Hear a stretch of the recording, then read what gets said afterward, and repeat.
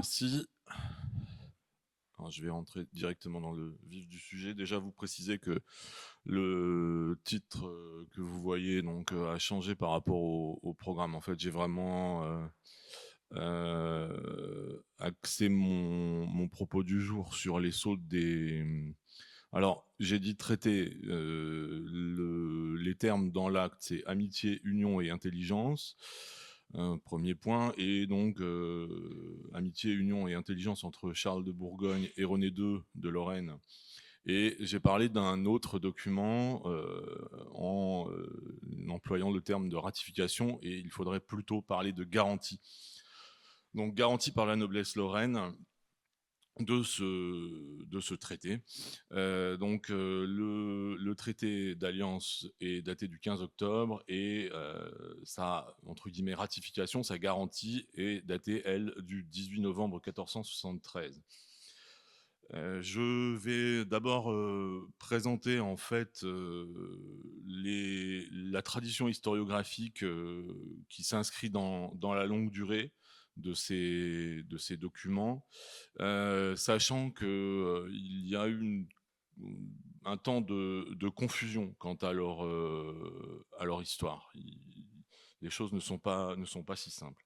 Alors, je vais déjà préciser la chronologie, alors, sans rentrer dans les considérations assez larges et amples des relations entre Lorraine et Bourgogne dans la période. Moi, je voudrais surtout faire un focus sur les dates qui tournent autour du traité et qui intéressent directement les documents. Donc d'abord, le 27 juillet 1473, la mort de Nicolas d'Anjou et sa succession par René II, donc qui devient duc de Lorraine à 22 ans. Il est né en 1451, il est donc duc à 22 ans. Et quelques mois après, le duc de Bourgogne, Charles le Téméraire, parvient à comment dire, oui, à faire en sorte que ce traité soit signé et à faire donc en sorte que le nouveau duc de Lorraine soit sous sa coupe d'une certaine façon, comme l'était auparavant Nicolas d'Anjou. Le 18 novembre 1473, donc un mois et 3 jours après la signature du traité du 15 octobre, les nobles lorrains, à la demande du duc de Bourgogne, garantissent le traité qui a été passé le 15 octobre et apposent leur sceau à cette ratification, à cet acte de garantie. Et d'ailleurs, on a un document qui nous montre comment un peu les choses se sont passées. En date du 25 novembre 1473, un acte daté de Vézelise, et René II demande alors à Jean de Toulon de venir à Vézelise et, je cite, d'apporter avec lui son sel ou l'envoyer par quelque homme féable pour sceller donc cet acte de garantie. Donc en fait, là, le duc de Lorraine demande à l'un de ses vassaux de venir ou de faire venir son sceau pour qu'il soit apposé à la garantie demandée par le duc de Bourgogne qui devait reprendre la route et repartir donc avec ses traités. Donc le traité, en fait, le duc de Bourgogne a demandé au duc de Lorraine d'ouvrir un certain nombre de ces places fortes, de les ouvrir et de les laisser accessibles au duc de Bourgogne de manière à ce qu'il puisse traverser la Lorraine sans encombre. Et les capitaines des dites places fortes doivent prêter serment au duc de Bourgogne. On a les actes aussi, il y a tout un dossier documentaire, et donc on a les prestations de serment qui s'échelonnent du 30 novembre 1473 au 25 décembre 1473. Le 5 avril 1474, maître Antoine Gérard, qui est conseiller et maître des requêtes du duc de Bourgogne, a dressé un inventaire des documents, et on sait qu'à ce moment-là, ces documents sont dans la chambre des comptes à Dijon. Et ce traité donc prend place à un moment, se situe à un moment où les relations entre le duc de Lorraine et le duc de Bourgogne sont relativement bonnes, mais les relations vont évidemment se déliter. Et bon, vous connaissez les événements, la guerre de Bourgogne, la bataille de Nancy, etc. Mais ce retournement d'alliance, à un moment, fait que le duc de Bourgogne, le 3 juillet 1475 précisément, est obligé de rappeler aux nobles lorrains leur engagement du 18 novembre 1473. Et donc on entre là dans le conflit entre Bourgogne et Lorraine qui s'achève donc le 5 janvier 1477 par la bataille de Nancy et la mort du Téméraire. Mais voilà pour la chronologie. Alors maintenant, j'ai quelques éléments en fait d'historiographie du traité. On a une mention de cette alliance, alliance entre guillemets, c'est ce qui est cité dans enfin c'est le mot qu'emploie la chronique de Lorraine, où donc l'auteur anonyme de la chronique nous dit: Libon-Duc René alliance avec lui, lui Charles de Bourgogne, Prin, pour être de Lorraine bien assuré. Donc c'est aussi connu dans le dialogue de Jean Lude, un autre texte lorrain de la fin du XVe siècle. Cette alliance, ce traité, il est aussi connu de Philippe de Comines, qui nous dit, lui, de manière très brève: le duc de Lorraine avoua Prin quelque intelligence après la mort du duc Nicolas de Calabre. On n'en sait pas plus. Et du côté bourguignon, j'ai trouvé une mention, et c'est Olivier de la Marche qui évoque en fait le temps de ce traité, mais qui lui ne parle pas du traité, hein. Le duc de Bourgogne entra au pays à main forte et se fit duc de Lorraine. Voilà, il n'est pas du tout question de traité. La puissance du Téméraire est telle que le traité de Nancy est passé sous silence. Du côté lorrain, on a des échos au XVIe siècle, notamment par Richard de Wasbourg en 1549. Lui dit que le traité n'a pas été passé parce qu'en fait, le jeune duc de Lorraine attendait les conseils de son grand-père, le roi René. Et comme il n'a pas vu son grand-père, le traité n'aurait pas eu lieu. C'est une anomalie dans l'historiographie lorraine, puisque au contraire, Jean d'Aussy en 1556 et puis Nicolas Rémy en 1605, eux connaissent le traité, le connaissent. Est-ce qu'ils l'ont vu? Ça, c'est une question, parce qu'ils en parlent de manière assez évasive, mais ils évoquent certaines des clauses qui sont dans le traité. Donc on peut supposer qu'ils l'ont vu, ou qu'ils le connaissent en tout cas mieux que les historiens dont j'ai parlé précédemment, hein, les chroniqueurs lorrains notamment. Alors après, quand on avance dans le temps et qu'on va vers d'autres éléments d'historiographie, on tombe forcément en Lorraine sur le grand historien lorrain qui est Don Calmet. Et comme ses prédécesseurs du XVIIe siècle, on sent que Don Calmet n'a eu qu'une connaissance approximative du traité. Il connaît bien l'Alliance, mais il hésite sur sa date. Il note surtout, et c'est peut-être le point le plus intéressant, même si c'est pas une nouveauté dans l'historiographie lorraine, ce que Don Calmet note, donc là je vais le citer, c'est: René ne signa ce traité qu'avec une répugnance infinie. Et il note aussi que ce traité fut la cause du retour d'alliance enfin du retournement vers Louis XI de la part de René II. Donc Calmet hésite sur les dates. Il cite un auteur du XVIIe siècle pour donner la date du 10 octobre, qui est une date erronée. Donc un texte manuscrit d'un historien qui s'appelle Duplessis, qui lui-même a dû reprendre le texte de Nicolas Rémy, qui est publié la première fois en 1605 et qui donne la même date. Il propose une autre source et nous dit que l'acte pourrait aussi avoir été signé le 2 octobre. Et là, il reprend ce que dit le père Benoît Picard. Tout ça, en fait, pour dire que Don Calmet ne connaît pas le ou les originaux du document et qu'il en fait, malgré ce manque de connaissances, une des, une des causes finalement des guerres de Bourgogne. C'est ce que j'ai moins retenu.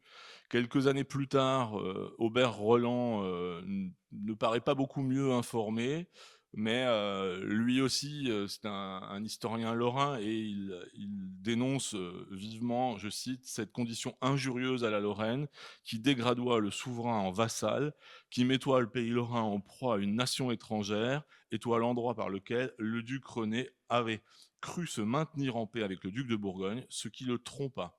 Car loin d'écarter le trouble, elle fit naître une division sanglante entre ces deux princes, ou, pour mieux dire, ce fut la cause funeste de la guerre entre les deux États. Cet historien lorrain donc fait du traité de Nancy la cause des guerres de Bourgogne. Alors, ce qui est étonnant quant à ces deux historiens, donc Roland et donc Calmet, c'est que au moment où ils écrivent, l'acte, l'expédition lorraine du traité était encore dans les archives ducales, puisque ces archives ducales furent transportées à la citadelle de Metz en 1670, mais qu'elles revinrent à Nancy en 1697-1698, après avoir partiellement été inventoriées par Dufourny. Et c'est seulement en 1740 que Antoine Lancelot emporte une partie de ce fonds à Paris, et donc il emporte ce qui va devenir la collection de Lorraine de la Bibliothèque nationale de France. Alors, de l'autre côté, en 1785, donc du côté bourguignon, dont Planchet est plutôt son successeur, enfin son suiveur dans le tome 4 en fait, de l'histoire de Bourgogne, connaît le traité, mais pareil, reste assez évasif quand il en parle. Et pourtant, en 1785, Jean-Baptiste Pincedé, qui est le garde des livres de la Chambre des comptes de Bourgogne de 1771 à 1786, a heureusement décrit les empreintes encore appendues à l'acte de garantie donc de la noblesse lorraine. Et Arbaumont le cite, et c'est un élément clé en fait de la connaissance de ce document de garantie de la noblesse lorraine. En fait, il faut attendre 1837 et Alexandre Huguenin pour avoir une première édition du texte à partir de la copie de l'expédition lorraine réalisée par Dufourny entre février 1696 et décembre 1698. Et puis, en 1863, Jules d'Arbaumont met au jour l'original de l'expédition bourguignonne et de la ratification du traité par les 84 nobles lorrains aux archives départementales de la Côte d'Or, dans l'ancien fonds de la Chambre des comptes de Bourgogne et Brest, dans la série B actuelle des archives de la Côte d'Or. Et enfin, Émile Paul Toutet est le premier à donner en 1902 une édition du traité du 15 octobre 1473 à partir du document original repéré par Jules d'Arbaumont, c'est-à-dire donc à partir de l'expédition bourguignonne.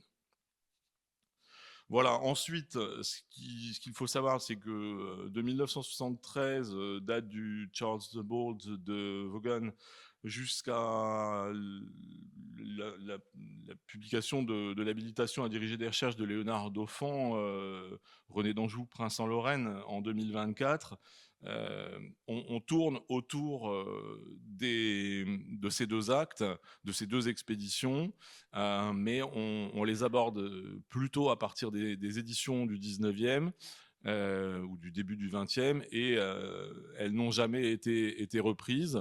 Malgré tout, les auteurs qui se sont succédés, alors je pense à Jean Schneider, à Fabien Niesgoda et à plus récemment même Jean-Baptiste Santamaria dans son livre sur la mort de Charles le Téméraire, le 5 janvier 1477, en 2023.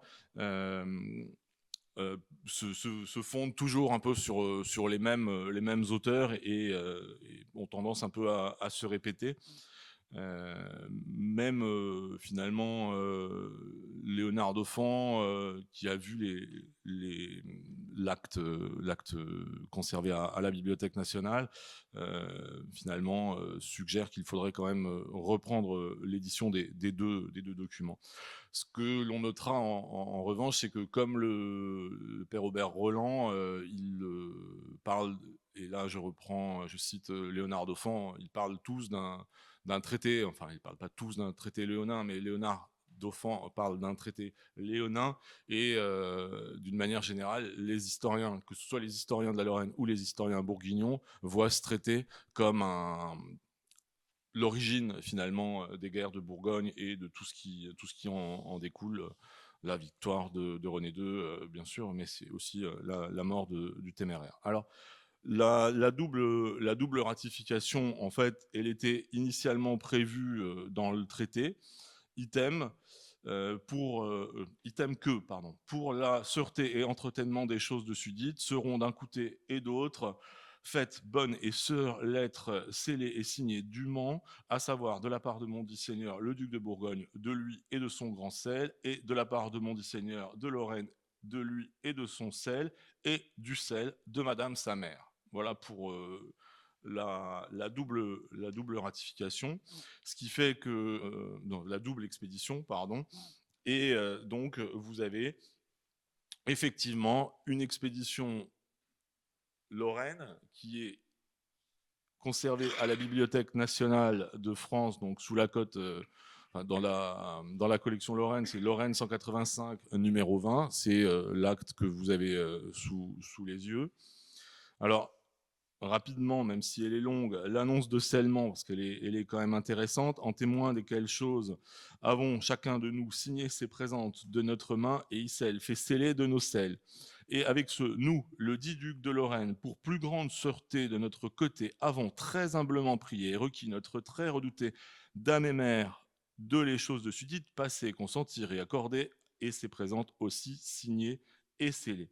Sur quoi nous, Yolande d'Anjou, aînée fille du roi de Jérusalem et de Cécile, voulant en se complaire à notre très cher et très aimé fils le duc de Lorraine, avant dit les amitiés, unions et intelligence, esdit chapitres et articles contenus avant en tant que nous est consenti, gré, accordé, consentons, etc. Et elle nous dit, et en témoin de ce, avons aussi ces dites présentes, signées de notre main et fait sceller de notre sel.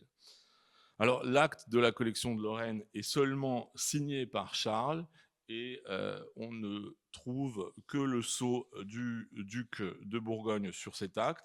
Et Dufourny avait noté, quand il en avait donné la transcription dans son inventaire en 1697-1698, que l'acte était signé Charles et sur le repli par Monseigneur le Duc, gros, scellé du grand sceau vermeil, du gros sceau en cire vermeille du duc de Bourgogne, à cheval, armé, etc. Et il nous précise, il devait y avoir les sceaux du duc René et de Yolande d'Anjou, sa mère, mais ils n'y ont pas été mis et il n'y a que les queues de parchemin. Donc l'expédition Lorraine aurait été scellée du duc de Bourgogne, mais le duc de Lorraine et sa mère n'auraient pas scellé l'acte. Alors, voilà le sceau du duc de Bourgogne. J'y reviendrai puisqu'il est cousu sur l'acte, on ne le voit pas très bien.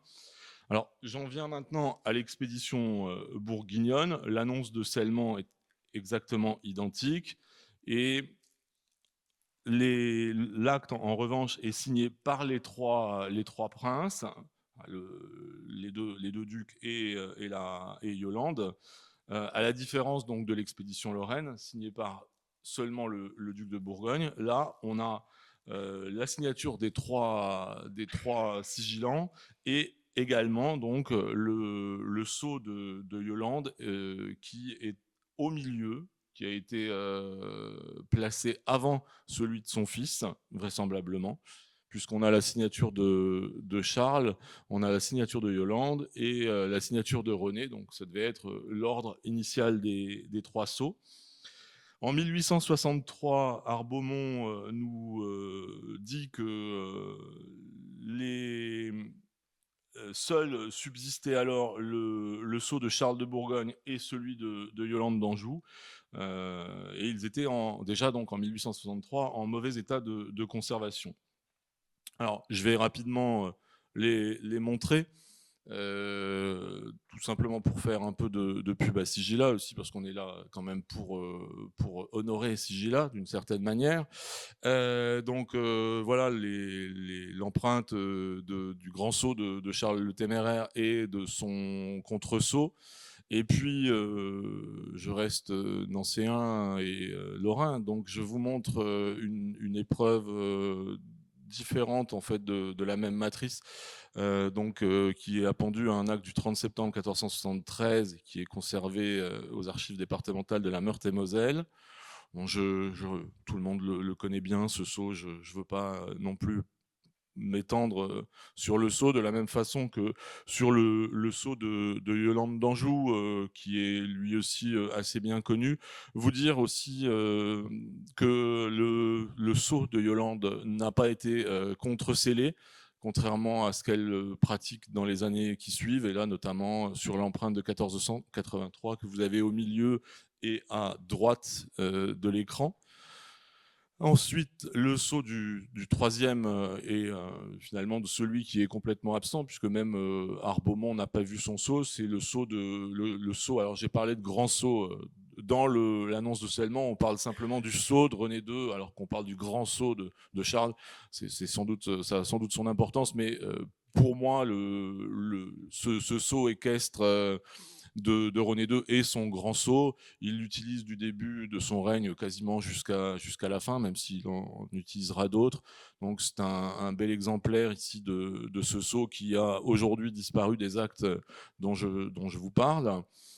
Et alors maintenant, je vais évoquer l'acte de garantie de ratification donc par la noblesse qui lui aussi est prévu dans le traité, puisque un des items nous dit « Items seront pareillement faites lettres scellées des nobles du duché de Lorraine qui promettront bien et dûment entretenir en tant qu'en eux sera le passage, l'intelligence et autres points ci-dessus déclarés, et de non faire aucune chose au contraire pour quelque cause, couleur ou occasion que c'est toi. » Voilà, donc cet acte de garantie est prévu dans le traité, il est exécuté, et donc l'acte original a été donné au duc de Bourgogne, et il est donc conservé actuellement aux archives départementales de la Côte d'Or. Alors c'est un acte multicellé. Vous avez tous les sigillants qui sont donnés, il y en a 84 donc, et ils promettent de garder, observer et entretenir d'aucune chose, faire au contraire, de non y obéir en quelque manière que ce soit le traité passé par leur seigneur. Il y a le nom de chaque sigillant est inscrit sur chacune des queues de parchemin. La hiérarchisation de la noblesse lorraine y est stricte, et je ne veux pas vous montrer l'ensemble de ces sceaux, rassurez-vous, même s'ils ne sont plus 84. Ce que je voulais souligner maintenant, avant de conclure, c'est le gros problème de l'érosion sigillaire qui, grâce à la documentation, peut là être estimé. C'est-à-dire qu'en fait, on a en 1473 84 sigillants, 84 sceaux qui sont appendus. En 1785, grâce à la copie de Pince-D, on sait qu'il n'y a plus que 72 empreintes. En 1863, Jules d'Arbaumont, lui, a pu en voir encore 51. Et aujourd'hui, le photographe des archives départementales de la Côte d'Or m'a envoyé 45 images de sceaux. Donc on est passé de 84 à 45 sceaux encore appendus à l'acte. Alors, ces sceaux, quelques exemples très, très rapidement. Certains donc, sont conservés, sont même plutôt bien conservés. D'autres sont conservés et heureusement, il y avait eu les moulages de Coulon, les moulages de la collection de Bourgogne qui viennent nous garantir que même si ceux-là disparaissent, on les connaîtra toujours, ce qu'on va éviter bien évidemment de souhaiter, hein, la disparition des sceaux qui sont encore appendus. Il y a les sceaux disparus connus grâce à Coulon, ici le sceau de Balthazar de Haussonville. On a aussi des sceaux qui sont connus grâce à d'autres empreintes. Ici, le sceau de Jacques de Salm, qui lui a disparu de l'acte original. On a aussi des sceaux qui, grâce à ce sigillat, peuvent être identifiés. Là, le sceau de Jean de Dahlem, qui est conservé aux archives départementales de la Moselle. Toujours grâce à Sigilla, ici, grâce à un moulage de la collection Lorraine, le sceau de Ferry d'Aboncourt, qui n'est plus aujourd'hui connu que par un fragment appendu à l'acte des archives de la Côte d'Or, qui peut être rétabli grâce au moulage de la collection de Lorraine en ligne grâce à Sigilla. Et donc, deux petits mots de conclusion. Il me paraît nécessaire, compte tenu de tout ce que j'ai pu vous dire, notamment dans la première partie, de proposer une nouvelle édition à partir des deux expéditions, l'expédition Lorraine de la BNF et l'expédition bourguignonne des archives de la Côte d'Or. Ça me semble assez nécessaire, et surtout de reprendre le dossier sigillaire de l'acte de garantie donc, par les 84 nobles lorrains. Et une conclusion plus générale, dire que l'érosion sigillaire, d'une manière générale, que l'on constate chacun quand on va dans les fonds d'archives, rend plus que nécessaire Sigillat et son augmentation. Je vous remercie.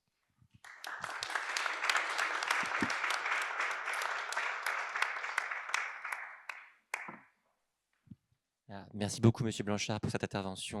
On voit qu'en fin de compte, ce traité entre René II et Charles le Téméraire a assez vite été perçu comme un point de désaccord au lieu d'amitié, contrairement à ce qu'il affichait. Donc, on va passer à un temps de questions. Donc, là encore, essayer de se limiter à 5 minutes. Et donc, parole à la salle. Y a-t-il des questions?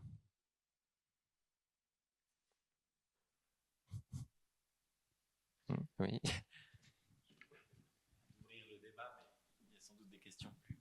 Plus pointu. Déjà, je voulais te remercier infiniment, Jean-Christophe, pour tout le bien que tu te dis de Sigillat, mais ça, c'est accessoire. Et surtout, je trouve que c'est magnifique ce travail d'enquête documentaire.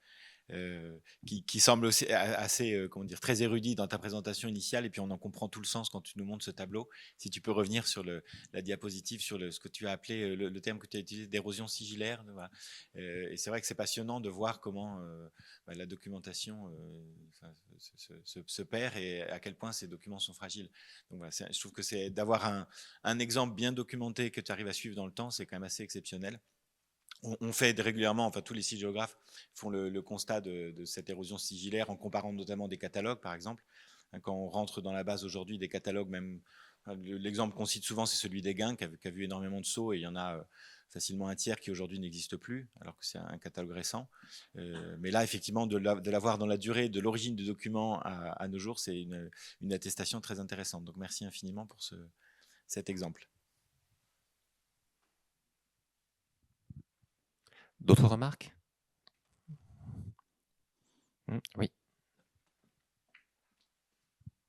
Merci. À ce même propos d'érosion sigillaire, on voit quand même qu'il y a en moins d'un siècle plus de 20 sceaux qui disparaissent.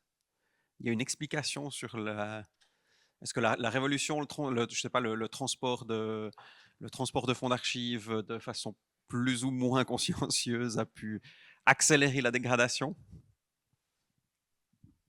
Alors, je connais pas bien l'histoire du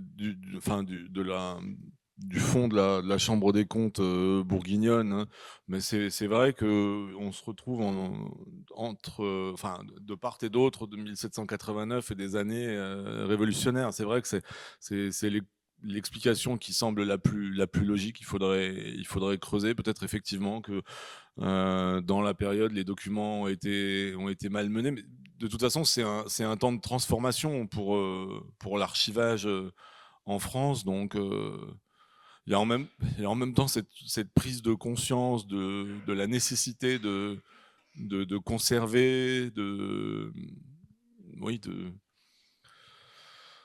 de recueillir le maximum de sources, et puis évidemment dans le temps de rapatriement des actes, il se peut que effectivement les sources aient été manipulées par des gens moins précautionneux que leurs successeurs archivistes. Si je peux compléter un peu le propos, alors effectivement, il y a beaucoup de pertes et de destructions au moment de la Révolution dues au fait que voilà, on sort les documents des armoires où ils étaient conservés depuis plusieurs siècles parfois, et ce, pas forcément avec toutes les précautions qui s'imposent. Il y a aussi une grosse déperdition au XIXe siècle parce que, en fait, tout simplement, les premiers chercheurs, historiens et tout, eux-mêmes, pouvaient éventuellement se servir. Ça, on sait qu'il y a eu beaucoup de vols aussi de la part des chercheurs eux-mêmes au XIXe siècle, et les archivistes n'ont pas forcément aidé. Alors là, je ne pense pas que ce soit le cas vu qu'on a gardé une partie des sceaux, mais à une époque, une consigne qui circulait un peu chez les archivistes, c'était de découper les sceaux des actes pour bien les conserver. Donc évidemment, quand on parle de petits objets fragiles et faciles à perdre dans un tiroir, évidemment, on finit par en perdre la trace. Donc voilà, qui était toute une conjonction en fait d'éléments différents, le changement de conservation à la Révolution, le développement de la science historique avec des gens pas toujours bien intentionnés au XIXe siècle, plus les pratiques archivistiques qui ont évolué. Donc tout ça fait qu'il y a eu, on va dire, un bon siècle pendant lequel effectivement la conservation a été amenée à connaître quelques aléas. Il y a aussi un effet pervers des collections sigillographiques. Et ça, on voit très bien, elles sont créées à partir du moulage avec un objectif qui est de sauver, parce qu'on pense bien que la manipulation des documents vont à terme faire disparaître, il y a vraiment un jugement très négatif, très pessimiste à l'égard de la conservation à terme, que le moulage est considéré comme une sorte de conservation préventive. Voilà, on va garder une trace de quelque chose qui va disparaître, et que par la suite, en fait, le fait de conserver des collections de moulage a en quelque sorte détourné l'attention vers les originaux. Et je pense qu'on en a peut-être celle-là moins pris garde, précisément parce qu'ils étaient reproduits ailleurs, en fait. Et que le 19e siècle envisage le moulage dans les termes d'une équivalence, en fait. Le moulage, pour ces gens-là, en fait, enfin, c'est ce qui est défendu, en tout cas dans les préfaces des inventaires, c'est une équivalence avec un original. Et puis, effectivement, après, il y a des phénomènes de vol, même aux archives même. Moi, j'ai trouvé une affaire où le mouleur de sceaux a découpé des sceaux d'actes, alors c'était des actes de l'ABN, donc c'est moins grave, mais, mais avait découpé des sceaux, les a vendus, les a passés dans le marché antiquaire, a alimenté la collection Chappé. Et voilà, il y a aussi des phénomènes de collectionnisme, parce que la sigillographie a créé un engouement collectionniste qui a produit aussi des disparitions, et souvent des disparitions de très belles choses, parce que les collectionneurs préfèrent les belles choses, les sceaux entiers. Et donc souvent, ces collections de sceaux détachés sont singulièrement intéressantes parce qu'elles conservent des choses vraiment importantes de ce point de vue-là. Alors, et je vais juste, c'est pas pour rebondir sur ce que tu viens de dire, c'est juste par rapport à la question de la disparition aussi, enfin de l'érosion, disparition. J'ai pas beaucoup insisté sur l'acte d'expédition Lorraine, mais là, a priori, moi je suis particulièrement d'accord avec les constatations de Dufourny. A priori, les sceaux n'ont pas disparu. Le sceau du duc de Lorraine et de sa mère n'ont pas disparu. Ils n'ont tout simplement jamais été apposés. Ils se sont sans doute dit que de toute façon, cet acte, bon, franchement, je pense que effectivement, le duc de Bourgogne a tordu la main du duc de Lorraine, que ça a été fait. Ils ont mis tout le soin nécessaire à l'expédition bourguignonne parce que c'était la volonté du duc de Bourgogne, mais pour l'expédition Lorraine, en revanche, il y avait le sceau du duc de Bourgogne et qu'ils ont dû dire oui, on mettra nos sceaux, on va les mettre, mais comme c'est dans nos archives, on le fera peut-être un peu en décalé. Donc ceux-là n'ont a priori jamais existé. Enfin, ces empreintes n'ont jamais existé. Enfin, c'est l'hypothèse que je fais. C'est la question, merci beaucoup. La question que je voulais te poser. Peut-être juste pour rebondir sur la discussion d'avant et rendre à César ce qui est à César, tu présentais le travail de Sigilla, mais évidemment, sur les exemples que tu présentais de moulage, ce sont des collections des Archives nationales. Et donc, c'est quand même d'abord, comme l'a rappelé Clément, tout ce travail essentiel de production de moulage qui a sauvé énormément de sceaux. que Sigilla se contente juste de mettre en lumière sur la toile. Et juste pour cette question, j'allais te la soumettre sur justement l'absence des sceaux de Yolande d'Anjou et de son fils. On a les signatures autographes quand même, qui sont encore autographes. Alors, c'était ça la question. Est-ce qu'on pourrait imaginer que les signatures suffit et que finalement, parce que le duc de Bourgogne aurait pu quand même râler sur le fait que le traité soit pas scellé. Alors c'est l'exemplaire lorrain, mais ceci dit, voilà, il y a quand même des manques pour si on considère que le sceau est vraiment la preuve absolue de validation. Est-ce qu'on peut imaginer qu'on a une période où finalement la signature est un substitut, pas nécessaire, mais en tout cas moins suffisant? Alors, en fait, l'expédition bourguignonne est parfaite. Il est parti avec tout ce qu'il voulait. Le traité, la garantie par les 84 nobles lorrains scellés de tous leurs sceaux, comme l'acte, le duc de Lorraine s'est débrouillé pour vraiment que sa noblesse lui obéisse, et obéisse surtout au duc de Bourgogne. Et donc il est parti avec ses expéditions parfaites. En revanche, le duc de Lorraine, l'acte était signé par Charles, il n'a pas été signé par Yolande, pas signé par René, ni scellé par Yolande, ni scellé par René. Il est resté, en fait, il est inachevé. Je pense que c'est ça. Ils se sont dit, bon, on l'a, on n'y croit pas plus que ça, on est obligé de le garder, mais ils ne l'ont ni signé, ni scellé. Donc, pour le coup, effectivement, du côté lorrain, l'acte est invalide. C'est sans aucun doute fait exprès. Très bien. Bien. Merci pour ces questions et ces débats. Nous allons donc, en remerciant M. Blanchard, passer à la dernière intervention de la matinée. Et donc, je vais demander à M. Clément Ril de bien vouloir me rejoindre. Alors...